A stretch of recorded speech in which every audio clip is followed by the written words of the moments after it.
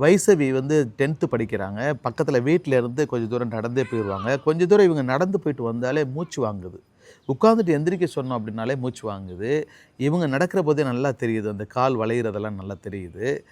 இவங்களுக்கு கையுமே பார்த்தீங்கன்னா, அந்த விரல்கள்லாம் மடங்கியிருக்கு. பிசியோதெரப்பி குடுத்துக்கிட்டே இருந்தா தான் இவங்களுடைய வியாதியினுடைய வீரியத்த வந்து கண்ட்ரோலா வச்சுக்கிற முடியும்.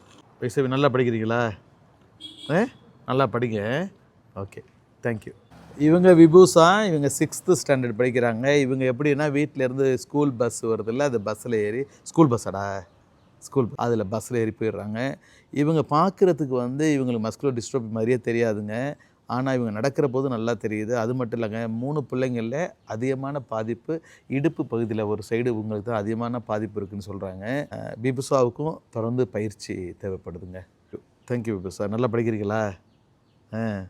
சுட்டி பையன் விசாகன் எல்கேஜி படிக்கிறாரு. இவங்க 2வது அக்காவோட இவரும் ஸ்கூல் பஸ்ஸிலேயே ஸ்கூலுக்கு போயிடுறாரு. ஒரு இடத்துல இருக்க மாட்டார். அப்படியே ஓடி ஆடிட்டே இருக்கிறாரு சுட்டி பையன்.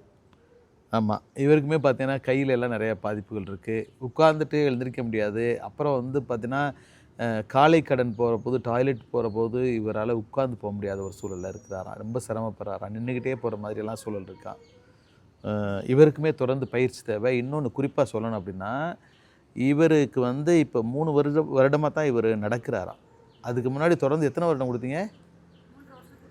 தொடர்ந்து 3 வருடம் இவருக்கு பயிற்சி கொடுத்ததுக்கு பிறகு தான், அதுக்கு முன்னாடி இவரால் நிற்கவே முடியாதான்.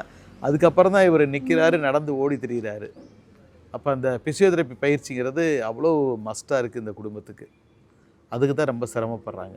இந்த வீடியோ பார்க்குற நல்ல உள்ளங்கள், இவங்க பெற்றோர்கள் பார்த்தீங்கன்னா, கூடுமான வரையும் எங்கெல்லாம் கொண்டுட்டு போய் இந்த பிள்ளைங்கள மருத்துவம் பார்க்கணுமோ எல்லா இடத்துக்கும் கூட்டிகிட்டு போயிட்டு வந்துட்டாங்க. இவங்களுக்கு இருக்கிற ஒரே தீர்வு வந்து பிசியோதெரப்பி. அந்த பிசியோதெரப்பி நல்ல உணவு உங்களுக்கு கிடைக்கணும். இதுக்கு வந்து நாம் தான் கொஞ்சம் ஹெல்ப் பண்ணணும்.